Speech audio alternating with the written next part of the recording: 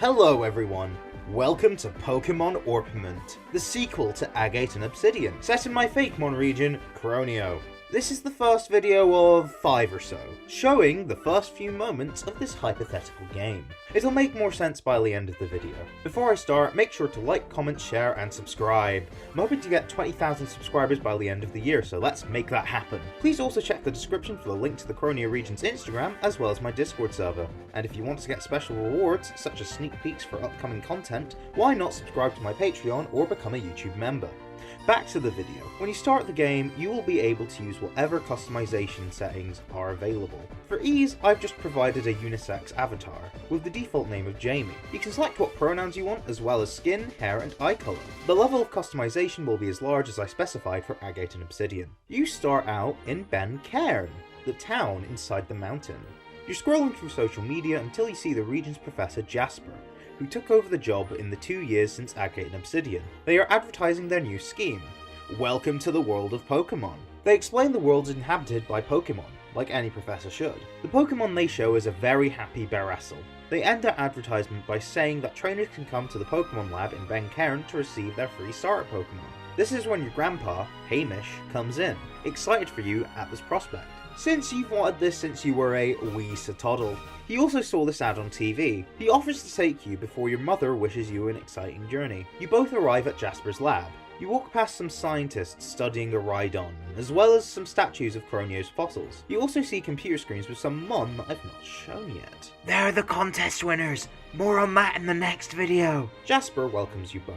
The Pokédex app is already pre-installed on your Rotom phone. They introduce themselves and proceed to give you one of 6 options. Yes, you get to pick from Buttercup, Flamoo, Platacroot, Ocat, Falcoth, and Calcifera. Once you do, your grandpa says, "Can I have one?" He never actually had his own Pokemon adventure, and now he's hoping to see what he missed out on. He says it's okay if he's too old to get one, but he thought he might as well ask. Jasper responds by saying, "No one is too old to get a Pokemon." Hamish picks the Pokemon weak to yours, because he wants to give you a fair shot. You're his grandchild after all. You then have your first battle with him, or should I say, you have your first battle with your rival. However, before you start, Jasper recommends the mountaintop for the great view and low likelihood of damage to lab equipment.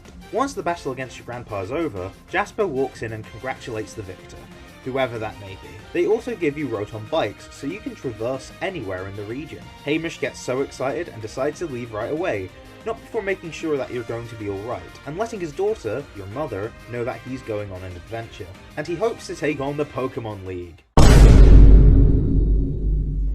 Once he leaves, Jasper remembers to tell you something. They explain that you probably already know that they study Pokemon paleontology, but their lab also generally covers all aspects of Pokemon biology. As of late, they've been looking into this phenomenon called Big Beasties, a mostly natural phenomenon where Pokemon grow to large sizes, known elsewhere as totems, nobles, or titans. Recently, they've been appearing around the region at an abnormal frequency. Jasper says they want to study this in the field, and you're welcome to join, and proceeds to airdrop the locations of them from their phone to yours, before returning to their lab.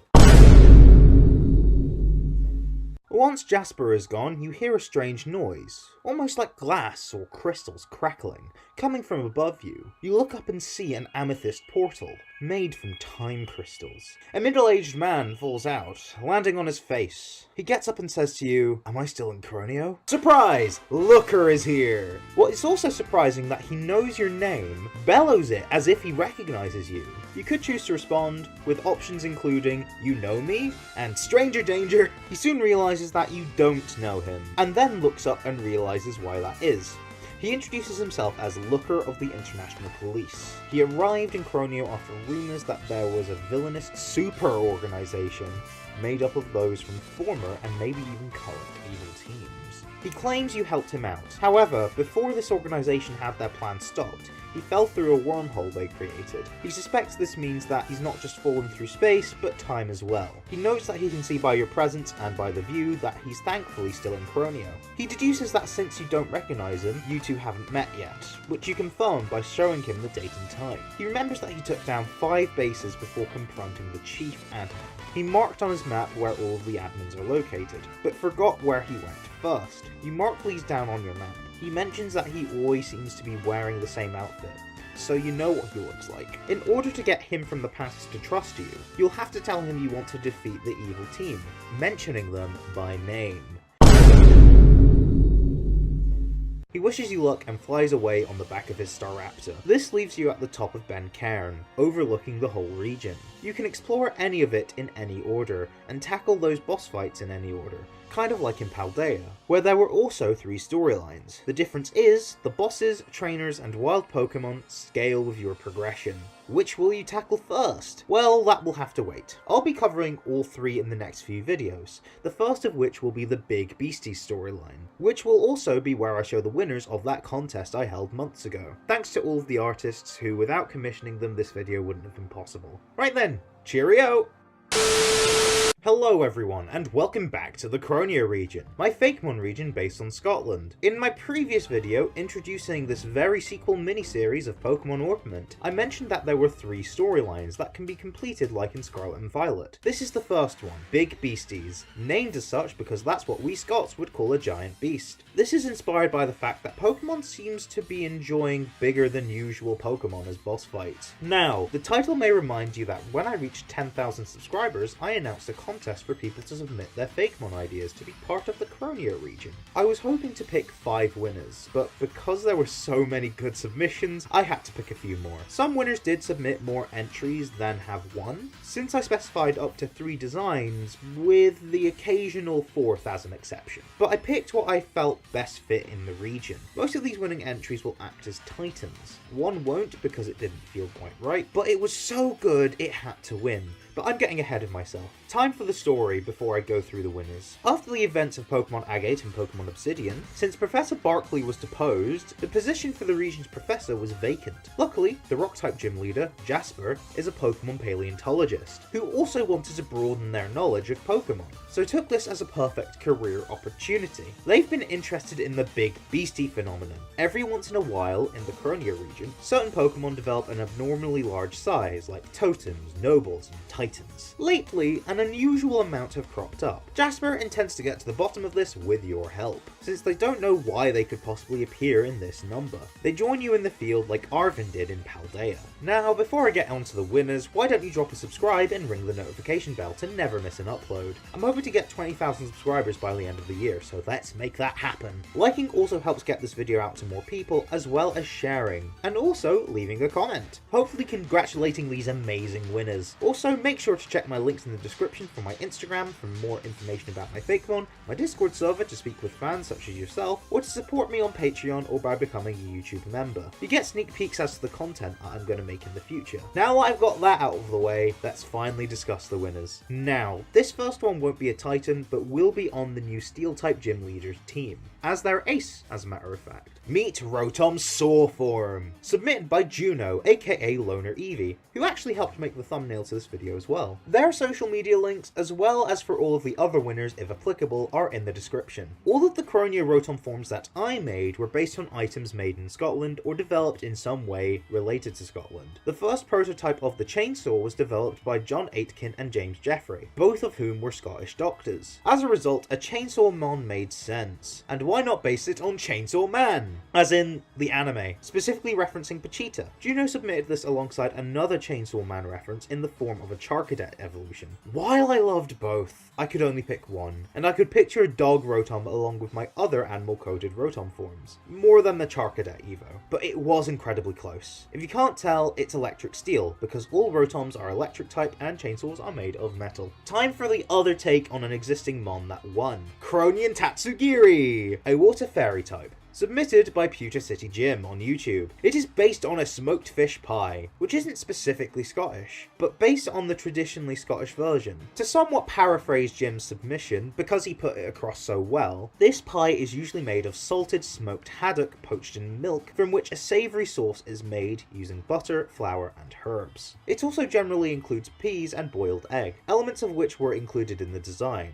along with the full pastry shell. Since haddock have 3 dorsal fins, so does this Tatsugiri. Since haddock are prey to seals, Cronian Tatsugiri has a new ability, Tasty Evasion.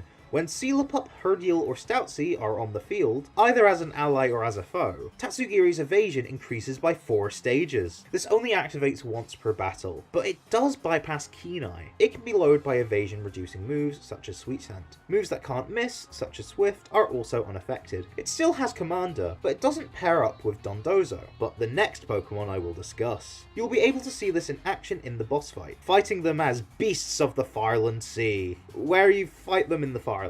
The other of the 2 beasts of the Fireland Sea is Abyssul, Dark Fire type, submitted by Crimson Arts on Instagram. It is based on the Crassigyrinus, an extinct genus of carnivorous stem tetrapod from the early Carboniferous limestone coal group of Scotland. It is also based on the myth of the Marul, a malevolent demon who lives in water, according to Shetland mythology. This made up part of its name, which also comes from Abyss. Originally it was submitted as a ghost water type called Abyssal, but due to its malevolence and its fiery crest, it made sense to make it a dark fire type instead. For those thinking about Chi-Yu, the Treasures of Ruin aren't actually the animal that inspired their shape. They are elements brought to life in those forms. Abyssul is some grand predator and would love to munch on Cronian Tatsugiri, but due to each of Abyssul's types being weak to Tatsugiri's, yes, I know fire resists fairy, so it's neutral, but shh, it gets overpowered by Tatsugiri. The fact that their battle is in the Farlands references the fact that I mainly based the Farlands on the Shetland Isles, where the Marul myth originated. The next winner is Discord user Lavender T, who submitted Timrachnid and Spidero, both bug fighting. The names came from Timid and Arachnid and Spider and Hero. They are based on the story of Robert the Bruce and the Spider. Robert the Bruce was the King of Scotland from 1306 until his death in 1329. During this time, he led Scotland in the First War of Independence. The story goes that in the winter of 1306, Robert the Bruce was unsure of himself, as well as if he'd be a good strong king. He then saw a spider in a cave, trying to spin its web despite falling so many times, but every time it fell, it climbed back up. That's why Timrachnid is very timid and unsure of itself, but when it learns Sacred Sword, it gains the confidence to lead the bugs of Croneo as Spidero. The colour scheme is based on flag imagery Robert was depicted as wearing, and the final render even has fleur-de-lis imagery, to sell its royal origin. Spidero is the beast of the Northland Cave, fought in the cave found in the Northlands, to reference the story this line is based on. Next up, meet Drakiddy and Drakindle, Dragon and Dragonfire respectively, submitted by Sewer Monster 2008 on YouTube. The names come from Drake, meaning dragon, Kiddy, because Drakiddy is a child, and Kindle, which is what fire does. They are based on the Beast of the Charred Forests, a myth of a fire-breathing monster which was the explanation behind the burning down of dense forests caused by Vikings. It is said that when St. Gilbert had slain it, a stone was placed where it was buried, which explains the evolution method. It also kind of looks like a boar, but so did the original myth. This is translated super well since its physical description perfectly fits the Pokemon, and having roots in Scotland fits Croneo. I'm also all for cute dragon types. Drakindle is the beast of the fluorescent forests, to allude to the beast of the charred forests. Time for the first of 2 3-stage lines, starting with Cubos, Blockos, and Volcos, a rock fairy line submitted by Escondia17 on my Discord server.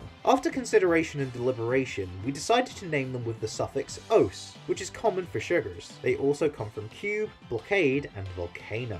It is based on a kind of candy called Edinburgh Rock, not to be confused with rock candy, since this one crumbles. It's also known as Edinburgh Castle Rock, hence the castle motif. Escondia also stated it was based on Mons Meg, the cannon at Edinburgh Castle. Although it was incorporated into the final stage, I felt like it needed to also appear in the wall-like middle stage for a variety of reasons. The final stage is based on a volcano and Edinburgh Castle itself, since it's built on a volcano, except this Pokemon is an active one, not an extinct one. It doesn't gain the fire type here because its typing still makes sense, but it can have flame body for its ability. Volcos is the beast of Gosford Rock, which is fought in Gosfordshire. The other 3-stage line comprises Barum, Rumpum, and Barumpum-Pum, submitted by ArtsySplat1 on Instagram.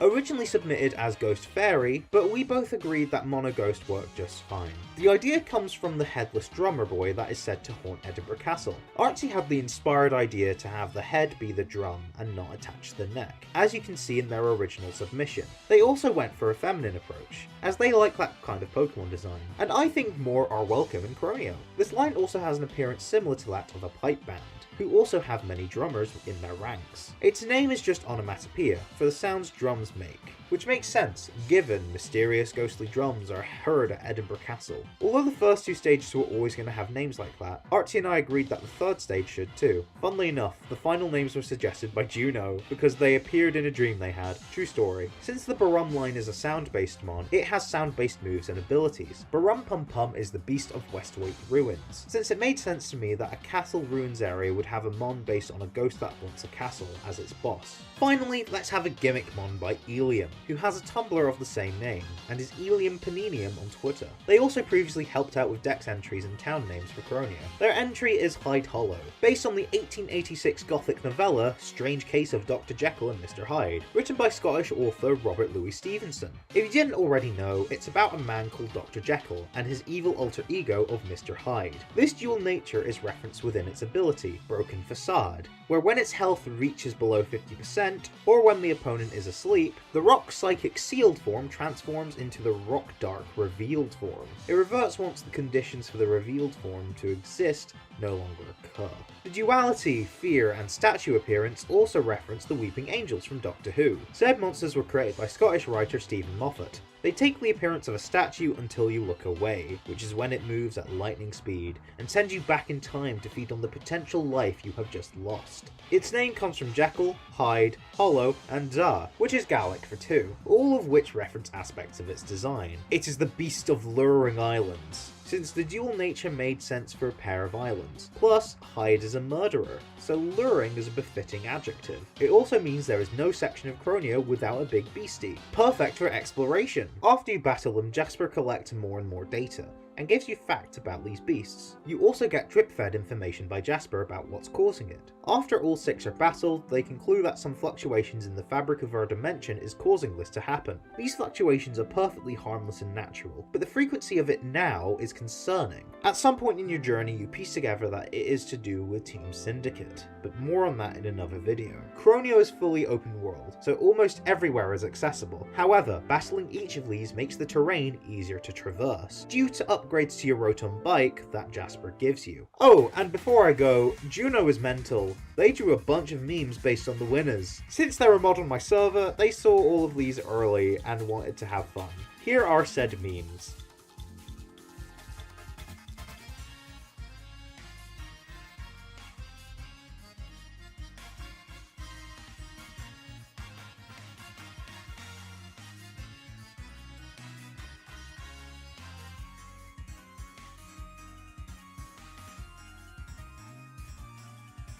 That's it for this video. Special thanks to all of the winners. You all did an amazing job, as well as the artists I commissioned to tackle the final renders. And with that, I'll see you next time! Hello everyone, and welcome back to the Croneo region. And sorry if you feel deja vu. This video will show the gym leaders you'll face in Pokémon Orpiment. The other video you were thinking of was for Agate and Obsidian. These would be faced in the Victory Road storyline. You can fight them in any order, and they will scale. When I show them, I will discuss their gym team, assuming they're the 8th gym leader. There will also be a replayability element, since there's 12 possible options, of which you fight 8 in the main story. You can rematch any of them at any time after becoming champion. Before I continue, why not subscribe? Fun fact, 1 in 10 of you are subscribed, so why not change that? It would really mean a lot. And also, why not leave a like, comment, and share amongst friends? Also, ring the notification bell so you don't miss an upload. In the description you can find links to my Instagram and Discord server, and consider becoming a member or patron today to get early access to my future content. Now to list the gym leaders. Some of you may know that I do like to represent various groups of people with my characters, like one commenter who was off-put by quote-unquote gender politics, even though there's nothing political about showing people existing. To cover my basis, this first gym leader doesn't have a gender, so no need to worry about gender politics. The grass gym in Bloomborough, like before, requires a farming minigame, trying to grow the most crops in the time limit. The variety of crops has increased, probably due to the success of the local farmer and gym leader, Fig, and how prosperous their farm has been over the past 2 years. They really enjoy helping people out by providing the region with food. Their relatively passive enjoyment for battle shouldn't be underestimated, since the word relatively is doing a lot of work there. Their full team is Cronian Duckspun, Xyloregus, Billy, and their ace Lanturnip, with their rematch team adding Hydrapple and Sarina.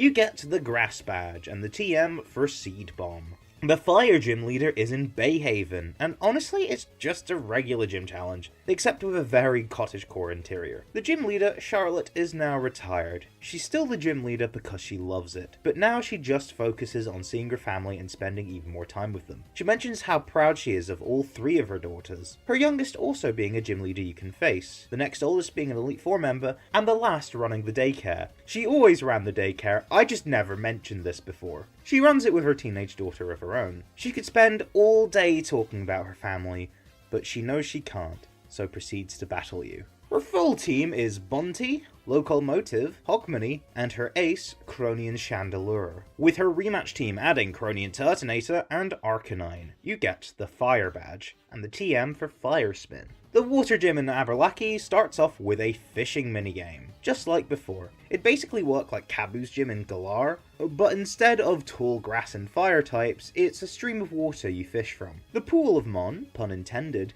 would be different from last time, give or take the abundance of low-scoring Magikarp. When you meet the gym leader, Pike, he's in the middle of fishing. He explains how much he loves the process, almost as much as battling, possibly more. He excitedly speaks about all the different kinds of fish there are before snapping out of it and starting his battle. His full team is Salacious, Cronian Dreadnought, Stoutzy, and his ace, Nescade. With his rematch team adding Milotic and Basculegion, you get the Water Badge and the TM Water Pulse. After 2 badges, you then catch up with your grandpa, who is your rival. He's excited that he's caught his first Pokemon, so battles you using his level-appropriate starter, and his new Abra. Once you win, he states that him and his Abra will grow stronger together. They've got much to learn. Want to see someone new? Well, at the New Freezington Gym, once you get past the music-themed ice puzzle requiring you to get the right notes to play, which allows icicles to fall to create the path that leads you to Haley. She is cold and honest, and flatly doesn't know how good you are. Her bluntness is considered too much for her to be a gym leader 2 years ago, but since she's an intelligent battler and the league is under new management, Haley is able to battle. Once you defeat her, she's humble and smiles to recognize your strength. Her full team is Curlice, Cronian Cherim, Gracier, and her ace Slumboos, with a rematch team adding Squirrage and Tunstag. You get the Ice Badge and the TM for Ice Beam. 2 gym leaders share Azamori's gym. You'll be asked which one you'd want to face first, and then pick. You can pick both on a playthrough. If you pick Bug, you are greeted with a sort of game show puzzle set within a bug-themed gym, as in, like, an actual gym.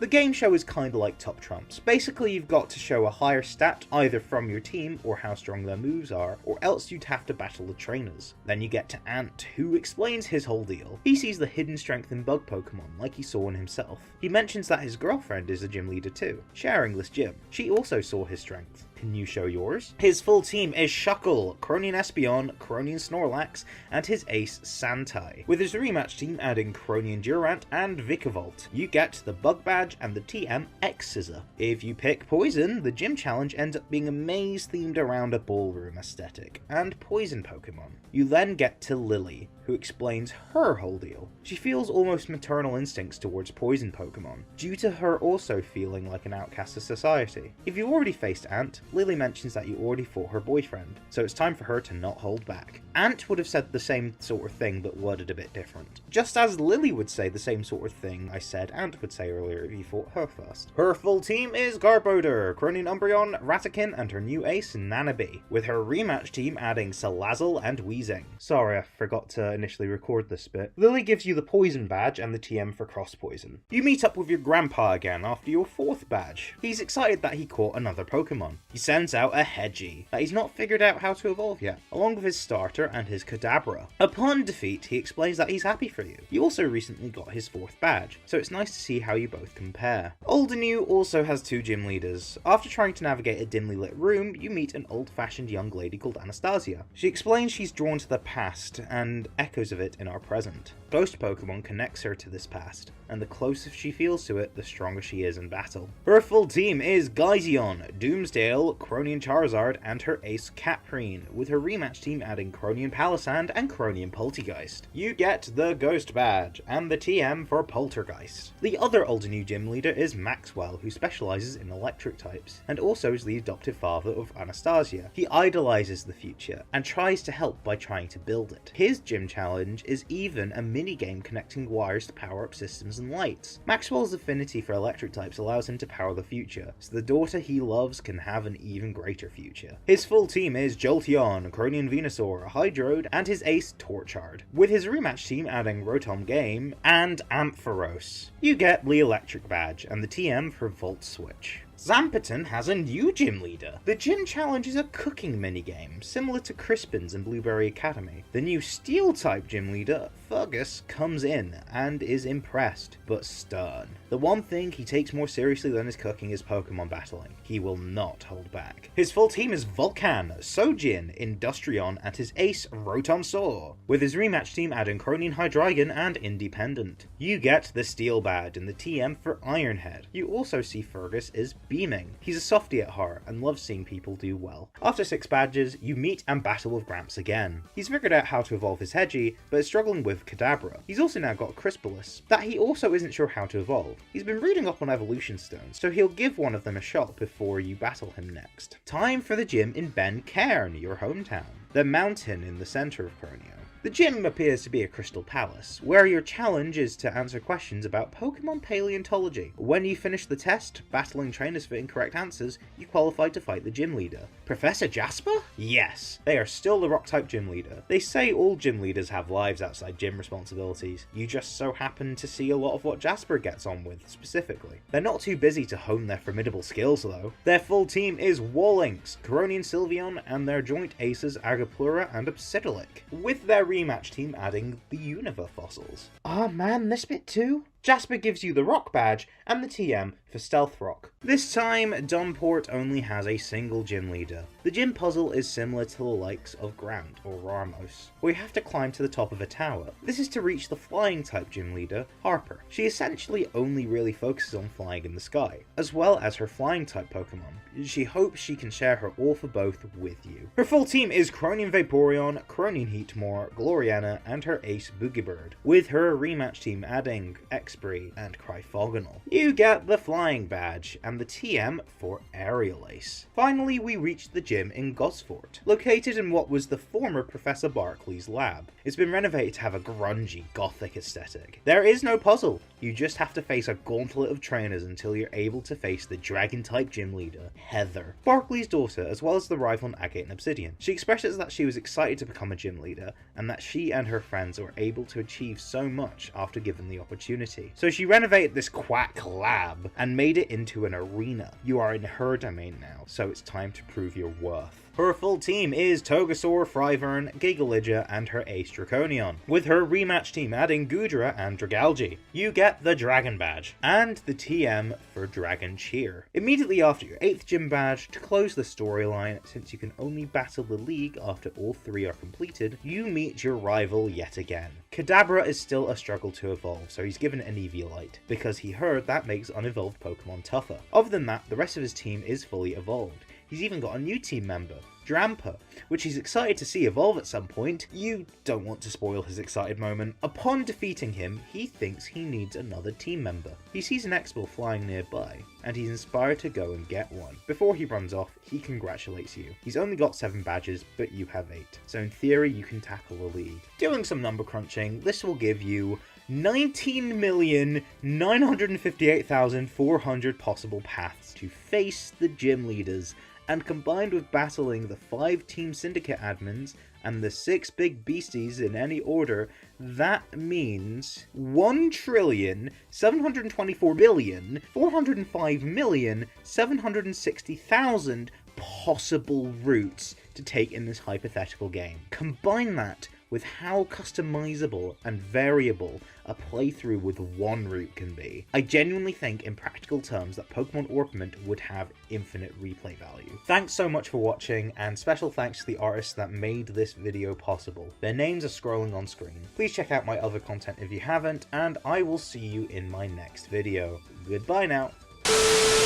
2 years ago, disgraced former Pokemon professor Barkley escaped from captivity. When he got far enough away, he was finally able to be candid with his accomplice. "I knew I'd be rescued by a good friend," said Barkley, recognizing his masked accomplice. The accomplice, knowing his long-lasting friend could always tell who he is, then reveals himself to be Alexei, the former leader of the now disbanded Team Sparkle. He explains to Barkley how he found a new calling, an organization so large yet so secret. It spans across many regions, operating in the shadows. Many former members of prior evil teams have joined, having previously been snubbed of greatness. Alexei leads the Croneo branch, but he's not the top of the chain. He needs as many great criminal minds to help him. Barkley then asks, "Is this a recruitment?" Alexei puts his hand on Barkley's shoulder, looks into his eyes, raises a smile, and responds, "How would you like to join Team Syndicate?" Barkley also grins and accepts. Hello everyone, welcome back to the Croneo region. Before I start, make sure to like, comment and subscribe. It might be a bit lofty of me to suggest, but I'm truly hoping to get 20,000 subscribers by the end of the year, which I'm sure we can do, as only 1 in 8 of you are subscribed. So if you're not,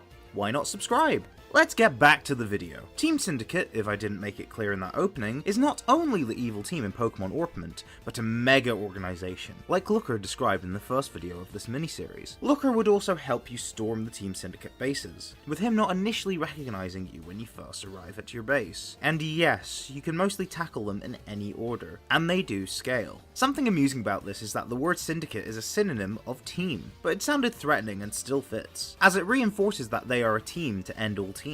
Alexei would not be in charge. He's just the chief admin of the Croneo division, as there are multiple branches in different regions, including my next region. But back on topic, not only do they have a presence in other regions, but people from evil teams that have disbanded, or even ones which haven't if the member wants fingers in multiple pies, are part of it. I just liked the imagery of people who we've met in the series before, to showcase the importance and power of this organization. It's also a good excuse for a bit of nostalgia bait. The structure and general vibe I wanted Team Syndicate to give off was from the Illuminati, a conspiracy theory depicting a secret society plotting to take over the world through their powerful connections and maybe a bit of terrorism. I also took inspiration from Spectre from the James Bond book and film series, a secret society plotting to take over the world through their powerful connections and maybe a bit of terrorism. Finally, Team Syndicate's logo, as well as these characters' colour schemes, are themed around the crystals on Pritorate and Megacordian, who themselves have their crystals be from the body of that one legendary from that fable mentioned in the Agate and Obsidian story video. Essentially, they're trying to summon this Pokemon, but we'll get into that throughout the video. Now, let's show off the characters. First off, we have a scientist who originally worked with Team Flare from the Kalos region. Let me reintroduce you to Mabel. She would be located in the crystal pools of the Zenintula, as she's studying the power of these crystals, as they are connected to the Pokemon they are trying to summon. She's studying these time crystals, testing them on captured Pokemon, and trying to figure out what the crystals can do to help Team Syndicate as they can use them for their own goals. But more specifically, she's trying to get an indication of what the special Pokemon they are trying to summon could do in practical terms. The Team Flare scientists didn't get much in the way of character, but I think Mabel is more memorable. Not only does her hair complement her outfit, but her vindictive spite and cold heart are on full display. She always pushes the scientific method to its physical limit, and doesn't see a moral limit. I mean, she wasn't really caring about that Abomasnow in Frost Cavern, was she? When covering their teams, I'm going to mention 5 Pokemon. As these will scale, their teams may not be these full 5 Pokemon. They will always have their ace though. Her team is Jacaterra, Bunty, Cronian Heatmore, Weavile, and Houndoom. Upon defeat, she throws a tantrum, as she's a very bad loser. She then gets a few of the grunts to pack up and leave with her, taking any research she could back to HQ. Looker lets you know he has the warrant to clear up any of the activity here, and make sure no one shady can come here again. After defeating each admin, you do learn a bit of lore to do with Orpiment and the Pokemon they're trying to summon, but I'll read that out in full in the next video. The Fluorescent Forest's western portion houses Wild Poipole, who must have arrived via Ultra Wormhole. Naturally, Faba from the Alola region, formerly of the Aether Foundation, intends to study this in a makeshift facility. Unlike Team Flare, the Foundation is still going strong. He's only joined Team Syndicate because he was demoted further, and they needed someone who could research Ultra Wormholes. Without that knowledge, their plans are kinda scuppered. He's obsessed with his research, almost in a bout of madness about what he's looking into at times. But he tires of you, acting superior to a child and some dumb muscle, referring to yourself and Looker. His full team is a team of 6, but one of them's an unknown, so it's basically a team of 5. The rest of his team are Croneo Noctowl, Hypno, Otric, Alolan Raichu, and his ace, Slowbro. Upon defeat, he's stressed, and leaves in a similar manner to Mabel, as he prepares to weasel himself out of the situation, like he has done most of his career. Looker informs you that he's going to stay behind and close down this makeshift research facility. Not all returning admins are from the main series games. At the base located near Alderney, you meet Sierra, training up recruits. She is still Giovanni's most trusted confidant in Team Go Rocket, but she's playing a bigger game here. Her own internal calculus concluded that Team Syndicate doing well makes Team Go Rocket do well, and vice versa. She evades discussing if Giovanni knows what she is doing or not. She knows how to toughen up the recruits, who are mostly ex-Team Sparkle members, but not exclusively. You interrupt her, and she finds her intention to stop her a farcical endeavour. She's extremely confident that she will defeat you. Her team is Sheriff Form Marriott, Houndoom, Flygon, Milotic, and her ace, Honchkrow. Upon defeat, she reflects on her strategy, which she finds good, as now she knows how to ensure Team Syndicate's victory. Perhaps it's worth the minor setback. You sense that maybe she's trying to convince herself of that, since she is clearly quite angry. Looker stays behind, once again, to cease action here and arrest those who haven't ran away. In a nightclub in Gosford, you spot Mirror B from the Ore region. Team Mirror didn't go to plan, so himself, Folly, and Trudy decided to join Team Syndicate. They were put in charge of laundering money and doing dodgy dealings, ensuring maximal profit. Largely, he uses it as an excuse to dance, but he's glad to help run the affairs of Team Syndicate, and the more profit for them means the more profit for him, for his own means. You threaten this, although he seems more annoyed that you interrupted his groove. His team consists of Jumpluff, Golduck, Hogmanay, Cronian Roserade, and his ace, Ludicolo. Upon defeat, he says he's vexed by how his battle tempo was. He says "see you later, darlings," before escaping through the window. Looker stays behind to close whatever's going on here down. To make an amendment to my last video, I mentioned that you'd fight 5 admins in any order. I have since changed my mind on that. The previous 4 can be fought in any order, and reward you with a key card. You need all 4 of them to unlock a secret room in the abandoned rig.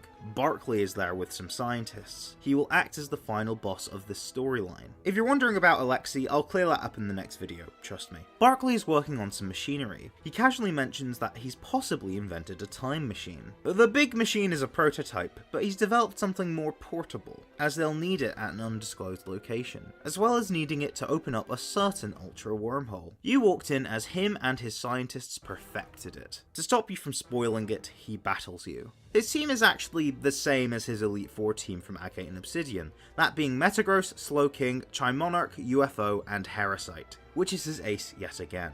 Upon defeat, he laughs. This battle was a distraction. The tech is already moved. They will be activated when the time is right. There is nothing you can do. Barkley's UFO teleports him away. You and Looker believe him, as there are no scientists in the room anymore. There's nothing much to close down, but he stays behind all the same, to see if he can find any clues about what Team Syndicate are planning to do very soon and where. And that's it for now.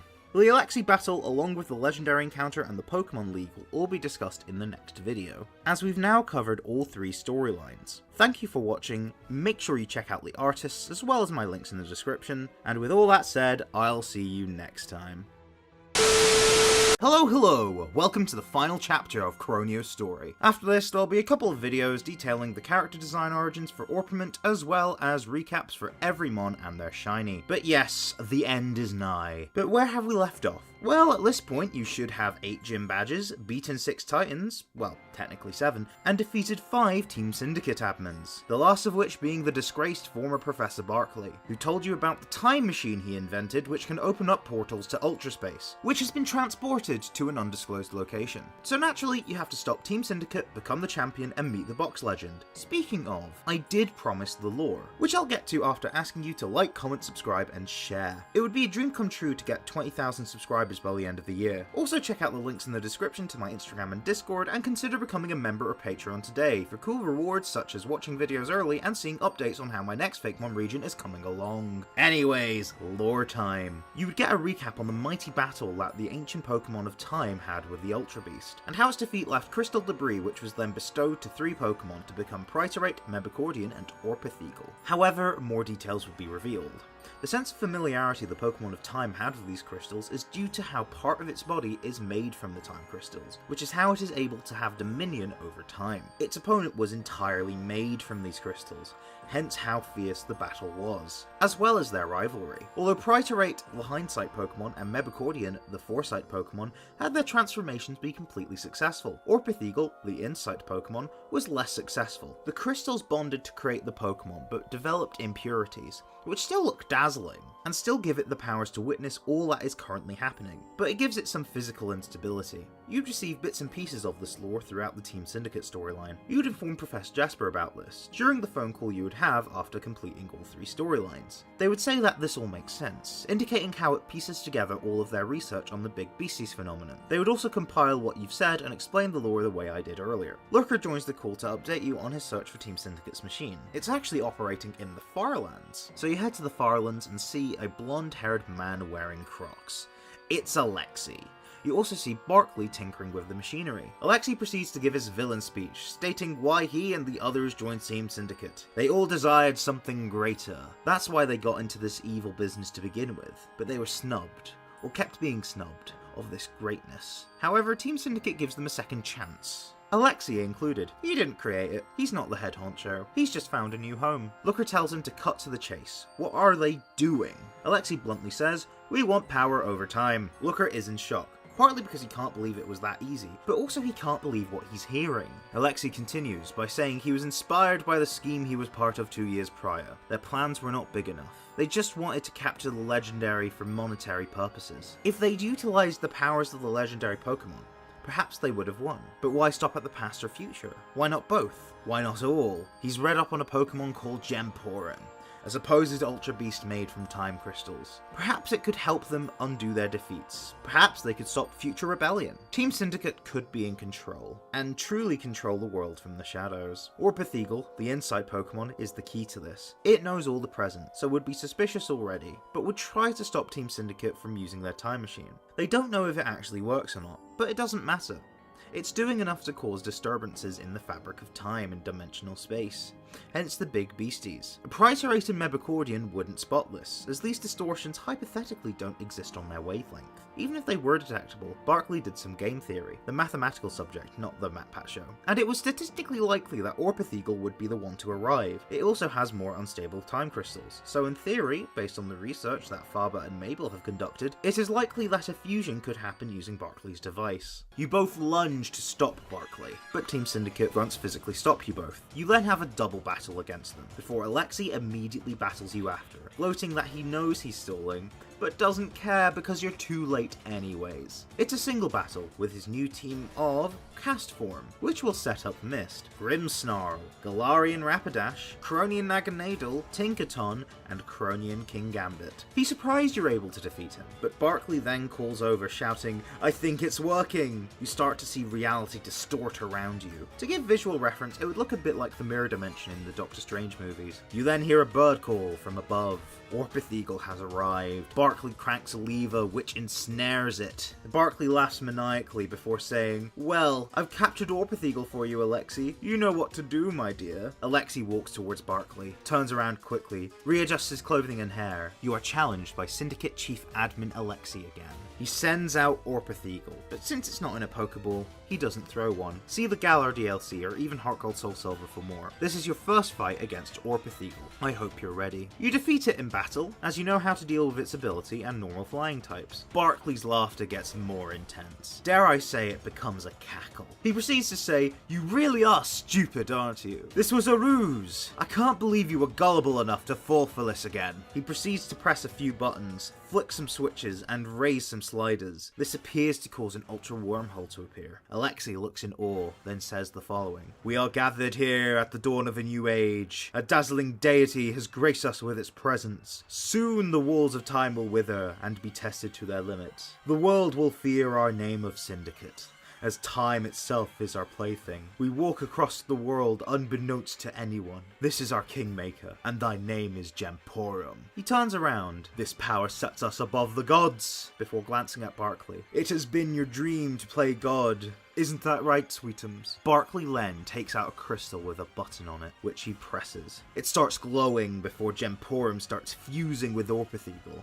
A burst of light then occurs. Once it dissipates, you see Orpithagle's corrupted form, and then a health bar, like with the big beasties. Or the Titans of Paldea. I'll give you a hint. It's rock flying, so bear that in mind. You defeat it, and it roars an unnatural roar. You almost hear Orpithagle's natural call in there. But then it teleports itself, Alexi, Barkley, and their machinery away. Looker says that they need to find them somewhere. He has a hunch about where they are, but before he can say anything, you both see a crystalline echo of what Orpithage once was, terrorizing people. Before roosting around the area, you fought the beasts of the Farland Sea. You then fight it with Looker. After you win, you get a call from your grandpa, asking if you've seen everything that's going on, with a bunch of big bird Pokemon across the region. This instigates 5 more battles you need to have with these Orpithage echoes, all of which in the previous big BC's locations. Looker will join you in the Luring Islands, Jasper will join you in the Northlands and the Westerwake Ruins, and Gramps will join you in the Fluorescent Forest and Gosvertshire. You will also see other gym leaders helping out,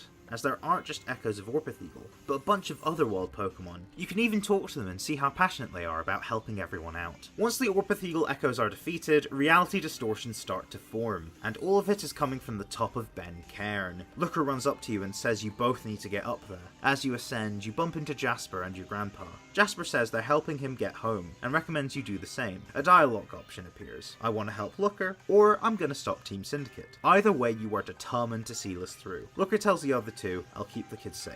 You both arrive at the top, and you see Barkley panicking as Orpithage is destroying his equipment. Meanwhile, Alexi seems to be chanting words. Gemporum hic est ut omnis nos finiant. He keeps chanting it. If you want to know what it means, he's speaking in Latin, saying Gemporum is here to end us all. Nothing in the game would translate this, but I thought I'd just say while I'm here. Anyways, in his fury, Barkley takes it out on you. His team is the same as before, but this time he adds a Galarian Rapidash. Once you defeat him, he melts down, away from you. This catches Alexi's attention. He turns round and calmly says, Gemporum hic est ut omnes nod finiant.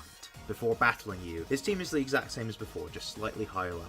I must note, his King Gambit has Supreme Overlord as its ability, which he sends out last. His battle won't be easy, but after you beat him, Looker heals your Pokemon. Although, Orpithage sees this, because its mind has also been corrupted by Gemporum. Despite attempts to fight back, it decides to battle you. Same thing as before, just slightly higher level and slightly different moves. As soon as it goes into yellow health, a purple crystally portal opens up. Barkley shouts, "It has opened up a portal. It's trying to alter time to its will. This was not part of the plan." Alexi continues to shout in Latin. A vacuum starts to pick up, and you start to be lifted off the ground. However, Looker intervenes and saves you from being pulled in. Unfortunately, he gets pulled in instead and falls through the wormhole. The vacuum dies down. It seems like Orpithage's power is weakening. Barkley goes over to Alexi and says, "Come on, darling, we need to go into hiding." Alexi wails about having failed. They both get away. You continue the battle and defeat Orpithage's corrupted form. The portal closes.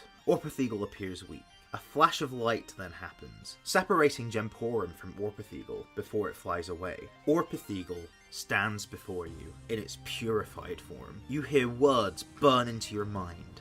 Thank you, young trainer. The grasp Gemporum had over me is now gone. The instability in my time crystals has now been resolved. I am what I was always destined to be. As a way to show gratitude, I shall bestow myself to you, and fight battles alongside you as you wish.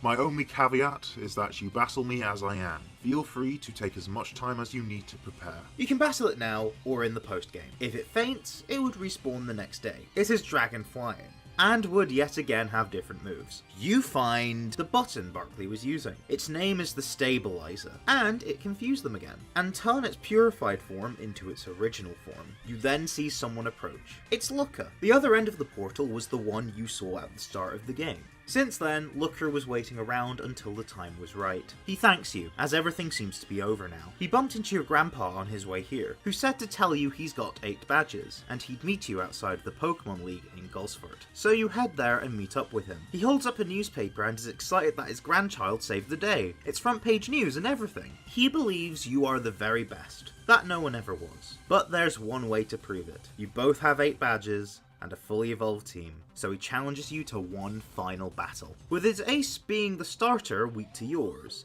which is accompanied by a Crossbray, Hedro, Jackaterror, Drampa, and Alakazam. He's finally figured out how to evolve them all, and he knows how to use them. He doesn't hold back. Once you beat him, he gives you a hug. He's so proud of you. He wishes you luck for the Pokemon League. Go get him, Tiger! So you enter the league. Sure, it's the same building the previous Crooks used, but it's under new management. You are informed they can be fought in any order, just like last time. The order I will say them in will be for dramatic effect. The first I will mention is the normal Elite Four. Sunny. He loves his golf almost as much as he loves Pokemon battling. He's one of the best golfers in the world, and has proven himself despite accusations that he was just a nepotism baby. In the past 2 years, he's proven himself. He never really cared what people think, but more deserved recognition is nice for him. His team is Castform, which sets up Wind, Clubwool, Ooh, Prydion, and Golforb, which is his ace. If you rematch him in the postgame, he gains a Hedro. Time for a new face in the Fighting Elite Four member, Mackenzie. Her poetry is as fierce as her battling. Mackenzie's full team is Protest Myriad, Croneo Berserker, Nezuken, Bibelite, and Barasel as their ace. His rematch teams include Croneo and Blastoise. And yes, I used he, she, and they to describe Mackenzie. There are plenty of people who have no specific pronoun of choice, and Mackenzie wouldn't either. It makes poetry easier. If you're not a fan of this, you probably already checked out at the Professor being an MB2. But if you're still here to complain, you know where the door is. I'm gonna move on to a different door. That's to the Dark-type Elite Four members chamber. Her name is Brooke, who would be a familiar figure to those who played Agate and Obsidian. Her ability to mobilize people in tough situations, and her battle proficiency, evident in her previous position as 8th gym leader, made her the perfect candidate as an Elite Four member. She sees you as a very capable opponent, and news travels fast as far as she's concerned, so she congratulates you on saving the region. She's excited to battle you. Her team consists of Croneo Zebstrika. If you didn't get the memo, it's Water Dark type now. It wouldn't be on Anastasia's team in Agate and Obsidian anymore. Dreadcap, Croneo Obstagoon, Weavile, and Nosferatu, her ace. Rematches would include Rotom Tick. The remaining Elite Four member is the ground specialist, Douglas. His fight to be eligible for consideration to be a gym leader ended 2 years ago. It turns out he was strong enough to be eligible for the Elite Four. He's humble, but can't hide his pride. He's honestly excited to face a new challenger, and he's formidable. His team is Petion, Croneo Crabominable, Sherlock, Cronifay, and his ace, Croneo Luxray. Upon rematches, he actually uses an Ursaluna. After these 4 battles, you'll be able to enter the Champions Arena. You hear fanfares and cheers. You see one of 3 people, chosen at random. Andy, Sammy, or Sophie. They remain undefeated in 2 years. If you connect your save file from Agate or Obsidian, which would be like if you connect your Black 2 White 2 game to your Black and White game, it would cause the champion to have your previous team. At a suitable level, of course. Assuming you did become the champion in that save. If you don't, this champion battle would be against all 6 starters, with the ace being the one strong against yours. Once you win, you head into the Hall of Fame with the Elite Four and champion behind you. Of course, you record your team there and the credits roll. And that's it for the story. There would be a few post-game events. Your grandpa Hamish is excited you're the champion and wants to fight you as champion on the top of Ben Cairn. Once the battle is over, he reminds you that you can rematch every gym leader, including the ones you didn't face, as well as the Pokémon League and former champion. You can also rematch Hamish at any time. You can also have a special battle with Dragon-type gym leader Heather, with her team she had as the rival in Agate or Obsidian, assuming you connected the relevant save file, like I discussed earlier. You can also rematch the 6 main Team Syndicate members, as Looker calls you about this. You can locate them doing shady business in a cave in the Farlands. A random one is available to be battled each day. You can even find the trainers who weren't around in Orpiment's story, but were in Agate and Obsidian. Taylor can be found in a house in Zampeton, Sterling can be found in Aberlachy, Miriam can be found in Gosfort, Rory can be found in Aldeniu, Morven can be found in the big touristy building in the Farlands, and even Stuart can be found in Azamori. Mari can't be battled, but that's because her story doesn't end here. If you meet up with Professor Jasper in their lab, they help you track down Gemporum, who will act as a roaming legendary, updating your Rotom phone with an app designed to track roaming legendaries, such as Gemporum. Speaking of legendaries, you can complete side quests to encounter non-shiny locked Priorate and Mebacordian in the Zeninsula, as well as encountering each of the Regis in their temples. There would also be mythical events from Miskit, Destoon, and Empari, just like in Agate and Obsidian. The reason this won't apply to Croneo and Manaphy is because the room you found Barkley in originally is the same room you would have encountered Croneo and Manaphy. If you go there in the post-game, you find a scientist called Tim. He saw the door was left open, and decided to refine the time machine prototype that was just left there. He asks if you want to do some experiments. This would sort of act as the Dynamax adventures of this game, and sort of act similarly, where you can store 3 legendary roots, but instead of going into a den and just finding a legendary, you actually open up a portal to where you could originally encounter this legendary. If a particular legendary did not have a set location in the official series where they were encountered, they would just roam, hence the app. But otherwise, you'd see locations such as Cerulean Cave for Mewtwo, Ho-Oh on the top of its tower, Rayquaza on the top of Sky Pillar, the Lake Guardians in their lakes, Ogerpon in its cave in Kitakami, the list can go on. I won't be exhaustive here, as that's not what you're here for. But if enough people ask, I'll leave them all in a pinned comment. If you get all the legends, you might even get some mythicals, and therefore Croneo and Manaphy. But that's it! The entire story of the Croneo region. Next time, I'll explain the character designs and why they are the way they are. Then after that, I'll do one final compilation of every Croneomon and their shiny. Thank you all so much for watching. Hello everyone! Welcome to the final video in the Pokemon Orpiment series. I wanted to make a video explaining why my character designs are the way they are, since it would have disrupted the flow of the previous videos. Before I begin, why not subscribe to my channel as well as like, comment and share. All of these help out a lot, so if you like what you see, why not do that? Ring the notification bell to ensure you don't miss an upload as well. Jamie is just a Scottish-inspired Pokemon protagonist with customization options. The reason I made a unisex avatar where you can just pick the pronouns was for a few reasons. One was that I felt like it wasn't strictly necessary for there to be multiple options. In the age of customization, there could just be a pronouns option too. And you can set your skin tone, hairstyle, eye colour, and even clothing at the start of the game as well. What it also does is fix an issue I've had people say to me since I made the Agate Obsidian protagonists. Including a third non-binary option on top of male and female is more inclusive than not, but it does turn a binary into a trinary, which is just not what being non-binary is. One option where you curate pronouns and other aspects is a one-size-fits-all approach. I also felt that key art for the different skin tones was also a must, as some were confused why I was repping non-binary people but not black people, for example, despite me trying to be as clear as possible that customization options were a thing. But this way people can be comfortable knowing that they are seen and they can play as something resembling themselves in a Pokemon game. The different skin tones customization also bled into aspects of Hamish's design, as he is your grandpa, and therefore would have a similar skin tone to you. Everything he is wearing from head to toe is something Scottish boomers and older would wear. I mean, boomers is in the generation, just to clarify. Essentially, whenever I felt the design wasn't working, I asked myself, what would my dad wear? Hamish's cane was purely to balance the design based on his pose. I'm not opposed to having older characters not have a cane, by the way. It just felt necessary for this particular design. The name Hamish is a variant on James, much like the name Jamie is. I thought that name connection really cemented the familial tie. His team is interesting. He picks the starter weak to yours. This is because it felt wrong to me for your loving and supportive grandfather to pick the super effective option, even if he was technically competing with you for the Pokemon League. I also decided to give him Jackaterra, Crossbury, and Hedgerow, as they are early route Pokemon. as I feel a lot of first-time Pokemon trainers end up going for what you'd usually find on Route 1. Speaking of, I really like the idea of your rival being your grandpa going on his first journey. It conveys the theme of never being too old to follow your dreams, which I think is something we all need to hear. Anyways, he also has an Alakazam, since I felt like giving him a mom from Gen 1.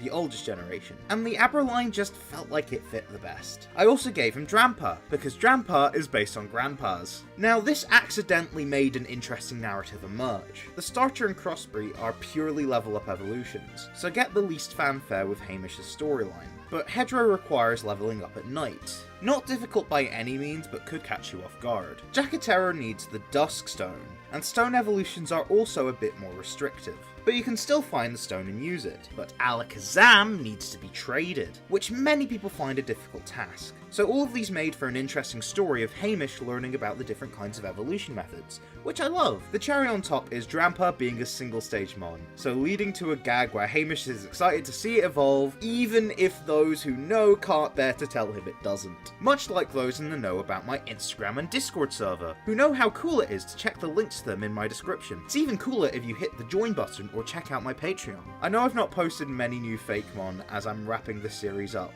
but trust me, I have plenty of Fakemon prepped for my next region. You'll find out in time, but even sooner if you check the links out or become a member. Now, why is the Rock-type gym leader, Jasper, the new professor? Simple, they were the only real candidate. Think about it, out of the non-villainous cast, who was the most scientist-coded? Maybe it was the paleontologist, the only other character who did science in Croneo. Upgrading anyone else would have been arbitrary, and I felt since I was doing a sequel it would be a lot more interesting to upgrade someone rather than make a new character, sort of to see the progress of these characters. Now, I did consider making Heather the new professor, but I got the feeling she wouldn't want to follow in her father's footsteps, which was a massive part of her character in Agate and Obsidian. So now Jasper dons a lab coat, along with longer hair and a longer dress. The first non-binary professor had to enter with style. Jasper is gender fluid, which means they don't have a solid sense of gender. It changes. Being a rock specialist is ironic, I know. Their appearance is intended to be quite feminine despite the facial hair. Non-binary people don't owe androgyny. However, I did still feel I needed to convey their fluidity somehow, and this is just a natural extension of their original appearance. Plus, it does look like 2 years have passed. The last of the player's allies is Looker. I think some people can tell what I did. There's a fan theory, or I guess just a fan observation, that Looker has a similar appearance to the 10th Doctor from Doctor Who. He's actually more likely based on Detective Zenigata from Lupin III, as he has a lot more similarities. And the manga series is very popular in Japan, unlike Doctor Who, but Doctor Who's popular in Scotland, where Croneo is based on. And it has time travel as a focal point, which fits as Croneo's legendaries have time as a theme. David Tennant, the actor who portrayed the 10th Doctor, is Scottish too, so I just leaned into this sort of theory observation thing. So Looker's redesign leans into the design of the 14th Doctor, also played by David Tennant, who was basically an older version of the 10th Doctor. Since Looker would be a tad older than when we last saw him, that made sense to me. I also liked the parallel of a sort of legacy version of a character who debuted around 2006, returning one final time before retirement. Or at least that was the idea anyways. But Looker isn't one-to-one with the 10th Doctor. He's more one-to-one with Zenigata, but still. As a result, this redesign isn't one-to-one with the 14th Doctor either. The blue coat also references his coat in Pokemon Masters EX, which is themed around his Krogunk. Yes, pretty much everything else is somewhat inspired by the 14th Doctor, but the tie is orange as a further nod to Krogunk. I just think this is really cool, thematic, and a well-executed redesign. Time for the reason Looker is here. Like most appearances, he is investigating the evil team, which in this case is Team Syndicate. Now, I'm not going to go into the logo design or general concept, but check out my Team Syndicate video if you want to see that. The designs of the grunts are essentially fancy and disciplined versions of the Team Sparkle grunts. This is kinda a reference to how the Neo Team Plasma grunts were redesigns of the old Team Plasma grunts. Since this team is in the same region, it made sense for the sort of displaced members of Team Sparkle to join this new team. As for the admins, there was an overall design theme. If you never got it until now, don't worry, it was intentionally subtle. Remember that Willy Wonka experience? You know, the one with AI marketing depicting something more magical than the empty meth lab looking warehouse filled with Oompa Loompas who were done with life, as well as the unknown, whatever that was? What is that? It's the unknown! Yeah, it happened in Glasgow, in Scotland. It was a popular meme in early 2024 when it was happening, which unfortunately coincided with my plans to wrap up Croneo, as I was pretty much done with everything else, including that contest, so that there was no room for people to actually submit it. But I hadn't yet gotten these admins done, who I was planning to include anyways, so I decided to base the female ones on the two Oompa Loompas, who were also played by women. Barkley and Alexi were based on the two Willy Wonka actors, as they were the head honchos anyway. Farber was based on the unknown, because I just thought that was funny, and Mirror B is, the unknown's mirror. I mean, I guess his hair's quite sparkly. There were only 5 cast members, and it was funnier to have Mirror B be the odd one out in my opinion. Also, I wanted a variety of different representatives from the series. Having 2 spin-off characters I felt would emphasize the scale even more. I picked someone from Go Rocket and someone from Ore more generally, as they were the only games not part of the main series that display a region of origin. As for the 2 main series candidates, Team Rocket would have felt like an overlap of Sierra. Because I had 6 main Team Syndicate members in total, I felt like I couldn't have Magma without Aqua, but at the same time I didn't really want to address the rivalry between the teams in this narrative. Not out of laziness, but I feel like that would have actually pulled away from the story at hand. As for Team Plasma, that's a whole can of worms I don't really want to open. At least not in this story. And Macrocosmos is just a business that is still going. And their ex-employees can't really be twisted into Syndicate members. That just felt like a bit of a stretch. And in case it needs to be said, no, Team Skull, Team Yell, and Team Star are social outcasts, not career criminals. It makes no sense for anyone from those teams to enter Team Syndicate at all. That just left Team Galactic, Team Flare, and the Aether Foundation. The latter isn't inherently evil, but does have potential since they were involved in an evil scheme, so logically some of their employees may have wanted to jump ship. Hence Faber, since it felt somewhat in character for him to do so. When I was planning this, BDSP felt too recent, so that left Team Flare, which made the timing a bit awkward considering I did not see CA coming. Team Flare's admins were literally a nameless trainer class, so as much as it would have been fun to have a character that looked a bit like Pitbull, the scientists were really my only option when it came to, characters. I'll now briefly go over each admin individually. Mabel's striped pattern was inspired by one of the Oompa Loompas. Something I mentioned in the Team Syndicate video is that she was partly chosen because her hair fit well. Celosia was also considered for this reason, but Mabel won out because she actually had a personality to work with. What tips it over in Mabel's favour is that I couldn't really separate Celosia from Bryony, so Mabel just seemed like the obvious pick. She also would likely have a tantrum over Team Flare losing, so would have the motivation to join Team Syndicate. She studies the crystals at the Zeninsula, which are the same as those on the legendaries. This would be something needed to understand Gemporum, but also works since Megastones are somewhat similar.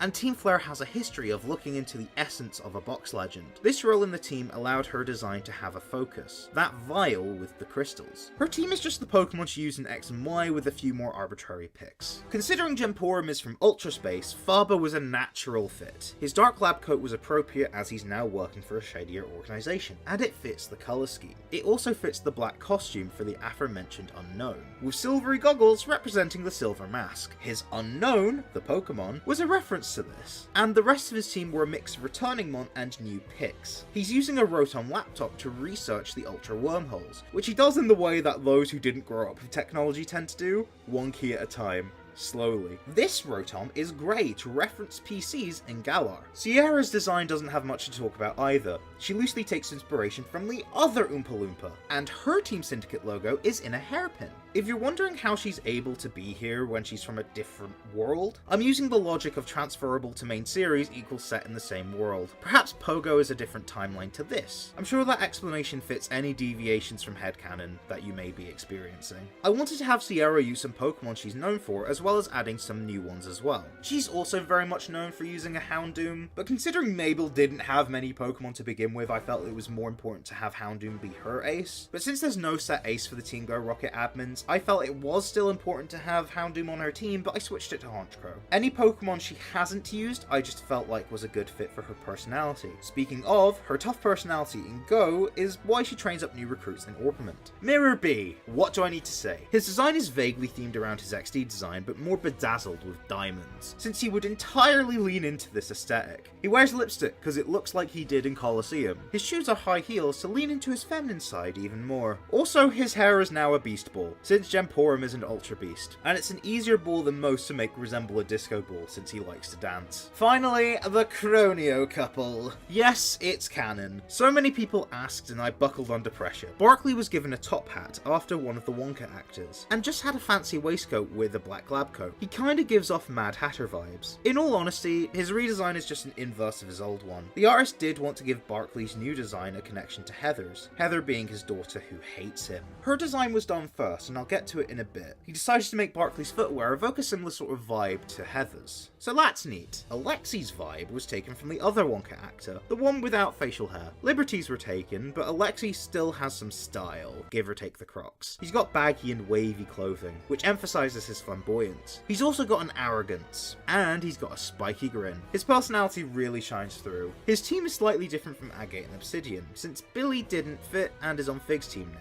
Grimmsnarl was added because it's a meaner fairy type, and Galarian Rapidash, the native form of it in Croneo, is also a fairy type and psychic type, referencing his relationship with Barkley, as well as the unicorn being Scotland's national animal, which is why Barkley has it too. On to the gym leaders now, and let's start with Heather. I decided to make her a gym leader because she wanted to follow in the footsteps of her friends Brooke and Douglas, who were a gym leader and wannabe gym leader, respectively. They're part of the Elite Four now because they're strong. I decided Heather was going to be a dragon type gym leader, initially because it was the last type that didn't have a specialist in Orpiment, but she already had the dragon type Draconion on her rival team, which is now her ace. And also a dragon type punk was a cool idea to me. She also appears a little older, since it has been 2 years, and she has new piercings as a result, along with a new green streak in her hair, to match her Draconion themed design. And she's got more spikes because dragons tend to have spikes themselves, along with sharp teeth and claws. It also is quite punky. The remaining type specialists I wanted to base loosely on real people, icons who I wasn't able to represent through Fakemon. The Steel Gym leader is Lily Subtle. Fergus is based on Gordon Ramsay, although his hair is more brown to reference copper, along with the teal accents in his design referencing oxidized copper, along with the steel type in general. Fergus is a Scottish name, and the first 2 letters are how iron is represented on the periodic table. A steel type chef makes sense because of how kitchens have a lot of metal in them. His team was curated to have as many food-related steel types as possible, with his ace being the steel-type Rotom Saw because it was the only contest winner that didn't get a Titan. But at least it fit Fergus's type specialty. His apron has a Pokeball logo altered to look like a frying pan with food. Meanwhile, Hayley, whose name contains Hale, is based on Scottish singer Annie Lennox. She's originally from the city of Aberdeen and was part of Eurythmics. Their most famous song is Sweet Dreams. Hayley's design takes from the suit and general appearance of Lennox in that music video. Although Hayley's suit is a cyan colour because of the ice type. The bright orange hair made a nice contrast to the suit. Her bright red lipstick also did this too. Her ace is Slumboos because it is an ice type themed around sleep. I wonder if Slumboos's sweet dreams are made of this, but who am I to disagree?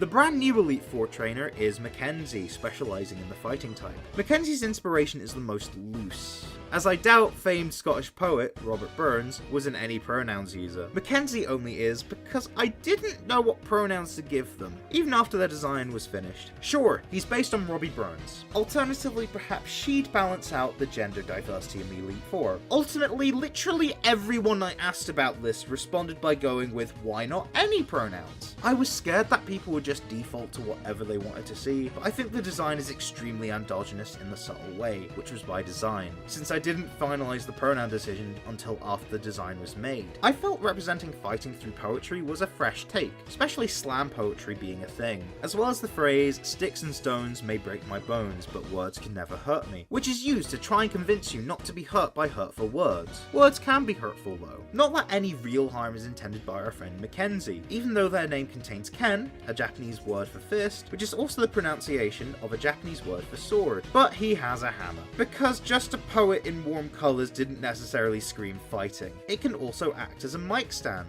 Now, I loved how the final post-game boss in Johto is red, and when Black 2 White 2 came out, I was hoping for something similar. Alas, the original pro tag is missing. Even their mother hasn't seen them for 2 years. Seriously, where are they? My personal headcanon is that they're dead. I thought within the 2 years since Agate and Obsidian, no one would have really defeated Andy or Sophie or Sammy, hence why they are the champion. Only one of them is, and it's randomized which one you get, and what customization options they have is also randomized. Unless you connect to a completed save file, then they have the same skin, hair, and eyes you gave them. The outfit will always remain the same though. They deserve a get-up fit for a champion after all. Traditional Scottish clothing, including a kilt, was necessary, and I felt the blue face paint referencing Celtic warriors also made for a good addition to the look. While I'm here, I might as well mention that I wanted to add different skin tones, as the key art from them in Agate and Obsidian originally didn't. I didn't think I needed to, as I thought when I said they were fully customizable that would imply they were, but some people didn't get the memo, so this was for those people. One last thing is that they are wearing a ring,